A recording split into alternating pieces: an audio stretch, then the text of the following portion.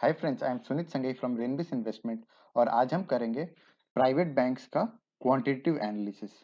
तो इसमें हम निफ्टी बैंक के जितने भी प्राइवेट बैंक्स हैं उनका हम क्वांटिटेटिव एनालिसिस करेंगे और देखेंगे कि टॉप 3 प्राइवेट बैंक्स कौन से हैं। वीडियो एंड तक देखिएगा क्योंकि एंड में मैं एक इंपॉर्टेंट पॉइंट बोलूंगा जो आपको हमेशा ध्यान में रखना चाहिए जब भी आप बैंक्स के स्टॉक एनालिसिस कर रहे हो तब। वीडियो स्टार्ट करने से पहले आपसे रिक्वेस्ट है कि लाइक शेयर सब्सक्राइब करना मत भूलिएगा ताकि यूट्यूब आपको और मेरे बाकी व्यूअर्स को भी ये वीडियोस रेकमेंड करे। तो चलिए वीडियो स्टार्ट करते हैं। निफ्टी बैंक में 9 प्राइवेट बैंक्स हैं और उनको हम एनालिसिस के लिए कंसीडर करेंगे। सरकारी कंपनीज को हमने इस एनालिसिस में इंक्लूड नहीं किया है क्योंकि यूजुअली सरकारी कंपनीज में गवर्नमेंट का काफ़ी इंटरफेरेंस रहता है और उनका प्राइमरी मोटिव वीकर सेक्शन को सर्व करना होता है, न कि शेयर होल्डर्स के लिए ज़्यादा से ज़्यादा प्रॉफिट लाना। तो यहाँ हमने एनालिसिस किया HDFC bank, ICICI bank, Kotak Mahindra bank, Axis bank, IndusInd bank, Bandhan bank, IDFC bank, Federal bank और आरबीएल बैंक।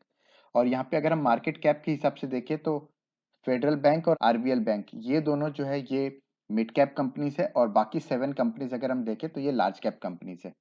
तो एनालिसिस के लिए हमने 12 पैरामीटर्स यूज किए। पहला है पीई रेशियो, सेकंड है पीबी रेशियो, थर्ड है return on equity, fourth parameter हमने यूज किया है आरओसी। यूजुअली बैंक्स के केस में आरओसी बहुत ज्यादा हमें नहीं मिलेगा, बट क्योंकि हम 9 के 9 बैंक्स के आपस में कंपैरिजन कर रहे हैं इसलिए हम आरओसी भी यूज करेंगे। इसके अलावा बैंक्स के केस में आरओए यानी रिटर्न ऑन एसेट भी बहुत इंपॉर्टेंट हो जाता है, वो हम इस एनालिसिस में यूज करेंगे। उसके बाद कासा रेशियो होता है करंट अकाउंट और सेविंग्स अकाउंट डिपॉजिट। तो ये जो डिपॉजिट होते हैं ये सस्ते डिपॉजिट होते हैं और इस वजह से बैंक्स के प्रॉफिट्स काफी हाई हो सकते हैं। Seventh sales growth, eight profit growth, ninth net interest margin, tenth gross NPA, eleventh net NPA और ट्वेल्थ कैपिटल एडिक्वेसी रेशियो। तो सबसे पहले हम पीई रेशियो की बात करते हैं। पीई रेशियो कंपनी की वैल्यूएशन में महंगाई दर्शाता है। तो यहाँ पे जितना ज्यादा पी रेशियो होगा हम उसको सबसे कम पॉइंट्स देंगे। तो यहाँ पे अगर हम देखें तो आईडीएफसी बैंक का सबसे ज्यादा पी रेशियो है और इसीलिए हम इसको देते हैं 1 पॉइंट। और यहीं अगर सबसे कम पी रेशियो की बात करें तो फेडरल बैंक है जिसको हम 9 पॉइंट्स देंगे। पीबी रेशियो की बात करें तो ये again price to book value जो है ये पी रेशियो से बेटर हमें वैल्यूएशन बताता है, स्पेशली बैंक के केस में। तो अ, यहाँ पे अगर हम देखें तो कोटक महिंद्रा सबसे महंगा है पीबी रेशियो के हिसाब से, तो इसके लिए हम इसको 1 पॉइंट देंगे और फेडरल बैंक जो सबसे सस्ता है इसको हम 9 पॉइंट्स देंगे। उसके बाद हम देखते हैं रिटर्न ऑन इक्विटी। तो रिटर्न ऑन इक्विटी बहुत अच्छा तरीका होता है बैंक्स के केस में उसकी क्वालिटी ऑफ रिटर्न्स देखने के लिए। यहाँ पे ये basically returns on the share holders capital दर्शाता है। तो यहाँ पे अगर हम देखें तो आईडीएफसी फर्स्ट बैंक के नेगेटिव है और उसके अलावा जो है बाकी सारे बैंक्स में सबसे ज्यादा बंधन बैंक की है, तो इसलिए हमने उसे 9 पॉइंट्स दिया है।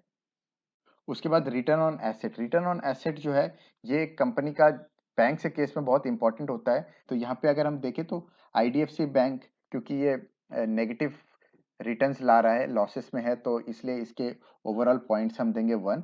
और बंधन बैंक की बात करें तो ये सबसे ज्यादा रिटर्न्स है तो इसको हम देंगे 9 पॉइंट्स।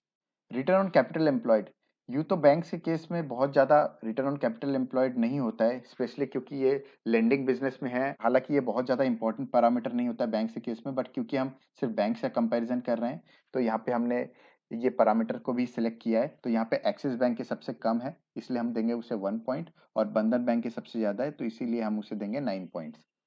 अब अगर हम सेल्स ग्रोथ की बात करें तो लास्ट 3 इयर्स की सेल्स ग्रोथ की बात करें तो यहाँ पे आईडीएफसी फर्स्ट बैंक क्योंकि उसके बाद लॉन्च हुआ है तो उसे हम कंसीडर नहीं करेंगे। बाकी अगर आईसीआईसीआई बैंक की देखें तो ये सबसे कम है इसके 3 इयर्स की सेल्स ग्रोथ, इसीलिए हम 1 पॉइंट देंगे। और बंधन बैंक के सबसे ज़्यादा है उसे हम 8 पॉइंट्स देंगे।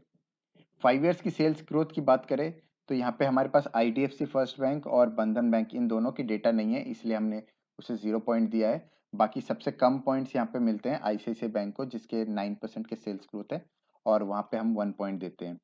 और वहीं अगर हम सबसे ज़्यादा पॉइंट्स की बात करें तो वो मिलते हैं आरबीएल बैंक को जिसकी 7 पॉइंट्स मिलते हैं।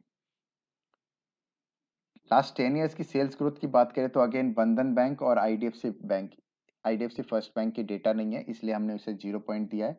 बाकी अगर हम हाईएस्ट पॉइंट की बात करें तो सबसे ज़्यादा पॉइंट्स है आरबीएल बैंक के जो ग्रो कर रही है 50% से, और सबसे कम पॉइंट्स मिले आईसीआईसीआई बैंक को जिसके हैं 1 पॉइंट। तो ओवरऑल हमने ये तीनों पैरामीटर्स जो है 3 इयर्स, 5 इयर्स और 10 इयर्स, इसके पॉइंट्स जो है इन तीनों का एक एवरेज वैल्यू निकाला, और ये एवरेज वैल्यू में अगर हम देखें तो सबसे कम पॉइंट्स है आईसीआईसीआई बैंक के और सबसे ज़्यादा पॉइंट्स है आरबीएल बैंक के। प्रॉफिट ग्रोथ की बात करें तो यहाँ पे सबसे कम पॉइंट्स है एक्सिस बैंक के जिसके नेगेटिव प्रॉफिट ग्रोथ रहे हैं, और अगर हम सबसे ज़्यादा पॉइंट्स की बात करें तो वो है बंधन बैंक के 39% के प्रॉफिट ग्रोथ रहे हैं और उसे मिलते हैं 8 पॉइंट्स। 5 इयर्स की बात करें तो 5 इयर्स में सबसे कम पॉइंट्स मिलते हैं अगेन एक्सिस बैंक को जिसकी नेगेटिव प्रॉफिट ग्रोथ रही है, उसको मिलते हैं 1 पॉइंट, और सबसे ज़्यादा पॉइंट्स मिलते हैं कोटक महिंद्रा बैंक को जिसके मिलते हैं 7 पॉइंट्स क्योंकि ये 23% से प्रॉफिट ग्रोथ हुई है। अब अगर हम 10 इयर्स की बात करें तो 10 इयर्स में भी सबसे कम पॉइंट्स मिलते हैं एक्सिस बैंक को और सबसे ज़्यादा पॉइंट्स मिलते हैं आरबीएल बैंक को। आईडीएफसी फर्स्ट बैंक और बंधन बैंक क्योंकि उसके बाद लॉन्च हुए हैं इसलिए उसे उसकी हमारे पास डेटा नहीं है और इस वजह से हमने इसे 0 पॉइंट दिए हैं।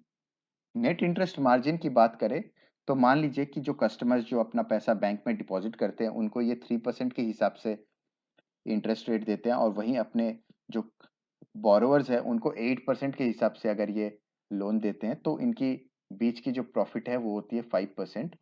इस 5% के डिफरेंस को हम नेट इंटरेस्ट मार्जिन कहेंगे। अब अगर हम देखें यहाँ पे तो नेट इंटरेस्ट मार्जिन जितना ज़्यादा होता है उतना अच्छा है, तो उस हिसाब से अगर हम देखें तो बंधन बैंक के 9 पॉइंट्स हैं और सबसे कम पॉइंट्स फेडरल बैंक के हैं, वो हैं 2.67% और उसको देते हैं हम 1 पॉइंट। यहाँ पे जस्ट मैं एक कैविएट दे दूँ तो बंधन बैंक है जो है क्योंकि ये अनसिक्योर्ड लोन्स काफ़ी ज़्यादा देती है तो इस वजह से इसके नेट इंटरेस्ट मार्जिन सबसे ज़्यादा निकल के आते हैं, बट क्योंकि ये क्वांटिटेटिव एनालिसिस है तो हमें उस हिसाब से पॉइंट्स देना है। ग्रॉस एनपीए की बात करें तो ये सबसे जितने कम होते हैं उतना अच्छा है क्योंकि एनपीए जो होता है वो नॉन परफॉर्मिंग एसेट होता है, यानी कि जिसमें रिकवरी करने में मुश्किल आ रही हो। तो वहाँ से अगर हम देखें तो सबसे ज़्यादा है आईसीआईसीआई बैंक के क्योंकि ये कॉरपोरेट कंपनीज को भी लोन देती है, तो इस वजह से अगर हम देखें तो ये सबसे ज़्यादा ग्रॉस एनपीए है और इसे देंगे हम 1 पॉइंट। और बंधन बैंक की बात करें क्योंकि ये रिटेल कस्टमर्स को काफ़ी ज़्यादा लोन देता है तो इसके सबसे कम एनपीए, वैसे तो ये अनसिक्योर्ड लोन्स भी देता है बट सबसे कम है ग्रॉस एनपीए तो इसको हम देंगे 9 पॉइंट्स। नेट एनपीए की बात करें तो नेट एनपीए आपके जो भी ग्रॉस एनपीए होते हैं उसमें से जितने भी प्रोविजन कर लेते हैं, मान लीजिए कि आपके 4% के ग्रॉस एनपीए हैं और उसमें से आपने 75% को आपने उसका प्रोविजन कर लिया यानी अपने प्रॉफिट से प्रोविजन कर लिया 75% का, तो रिमेनिंग 25% यानी 25% ऑफ 4% इज 1%, तो वो आपका नेट एनपीए हो जाता है। तो यहाँ पे अगर हम देखें तो नेट एनपीए जितना कम है उतना अच्छा होता है, और उस हिसाब से अगर हम देखें तो सबसे ज़्यादा एक्सिस बैंक के नेट एनपीए इसे हम देंगे 1 पॉइंट और सबसे कम है आईडीएफसी फर्स्ट बैंक के तो उसे 0.33% के नेट एनपीए तो हम देंगे 9 पॉइंट। कैपिटल एडिक्वेसी रेशियो एक कंपनी का इन बैड टाइम्स कंपनी कितना अच्छे से अपना लॉसेस को हैंडल कर सकती है वो दर्शाता है। तो ये बेसिकली एक बैंक का जितना ज्यादा कैपिटल एडिक्वेसी रेशियो होता है उतना अच्छा हम मानेंगे। आईडीएफसी फर्स्ट बैंक की बात करें तो इसका कैपिटल एडिक्वेसी रेशियो है 13 और इसको हम देंगे 1 पॉइंट। हालांकि 13 भी एज पर आरबीआई नॉर्म ठीक ही है, और बट जितना ज्यादा होता है उतना अच्छा हम मानेंगे, तो उस हिसाब से बंधन बैंक का 27 है तो हम उसे देंगे 9 पॉइंट्स। कासा रेशियो बहुत ही इंपॉर्टेंट फैक्टर होता है बैंक्स में क्योंकि करंट अकाउंट और सेविंग्स अकाउंट की बात करें तो करंट अकाउंट को में बैंक्स 0% का इंटरेस्ट रेट देती है और सेविंग्स अकाउंट में हार्डली 3 to 4% का इंटरेस्ट रेट देती है, तो ये सबसे सस्ते डिपॉजिट्स माने जाते हैं और इससे बैंक्स को बहुत हेवी प्रॉफिट्स होते हैं। तो इस वजह से कोई भी बैंक चाहती है कि कासा जो है सबसे ज़्यादा हो। तो कासा के हिसाब से अगर हम देखें तो आरबीएल बैंक के सबसे कम है 29.6%, तो उसे देंगे हम 1 पॉइंट। और कोटक महिंद्रा बैंक जो रिनाउंड है अपने रिटेल डिपॉजिट्स के लिए, तो यहाँ पे अगर हम देखें तो कासा रेशियो सबसे ज़्यादा है 56% और इसे हम देंगे 9 पॉइंट्स। तो ओवरऑल पॉइंट्स की बात करें यहाँ पे तो बंधन बैंक के सबसे ज़्यादा पॉइंट्स है 81 पॉइंट्स, और उसके बाद सेकंड है एचडीएफसी बैंक और थर्ड है कोटक महिंद्रा बैंक, और सबसे कम पॉइंट्स की बात करें तो वो है एक्सिस बैंक विथ 32 पॉइंट्स। तो ओवरऑल रैंकिंग के हिसाब से देखें तो टॉप 3 बैंक्स हमारे निकल के आते हैं बंधन बैंक, एचडीएफसी बैंक और कोटक महिंद्रा बैंक, और उसके बाद है RBL bank, IndusInd bank, Federal bank, ICICI bank, IDFC first bank और एक्सिस बैंक। तो ये एक क्वांटिटेटिव एनालिसिस था। यहाँ पे एक और चीज़ मैं बता दूँ आपको, तो मैंने मार्च 2020 के डेटा लेके ये पूरा कैलकुलेशन किया है और उसका मेजर रीज़न ये है कि हम क्वार्टरली जो कंपनीज़ के रिपोर्ट्स आते हैं, उसके बेसिस पे अगर हम करेंगे यानी दिसंबर 2020 के डेटा लेके ये क्वांटिटेटिव एनालिसिस करें तो वहाँ पे कोटक महिंद्रा बैंक जो यहाँ पे टॉप 3 में है, उसके साथ थोड़े से गड़बड़ आए हैं और उस वजह से अगर हम देखें तो कोटक महिंद्रा बैंक के प्राइसेस भी रिसेंटली काफ़ी फॉल हुए हैं।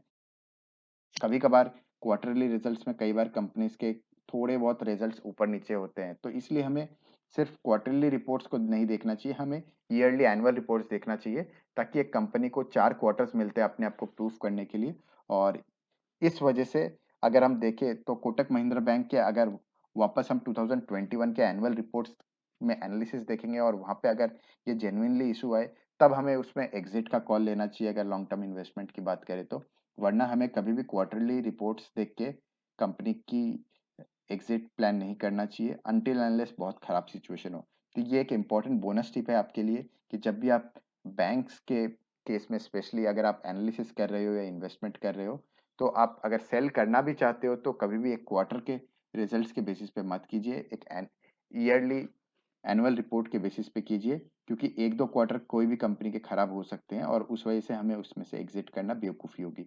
और यहाँ पे एक और चीज़ मैं आपको बताऊँ तो ये कोई बाय एंड सेल की रिकमेंडेशन नहीं, ये बेसिकली तरीका है आपको किस तरीके से क्वांटिटेटिव एनालिसिस से कुछ अच्छे बैंक्स और कुछ अच्छे कंपनीज आप सिलेक्ट कर सकते हो। दैट्स ऑल फॉर टुडे दोस्तों, और वीडियो अगर पसंद आया तो लाइक शेयर सब्सक्राइब करना मत भूलिएगा। That's all, thank you.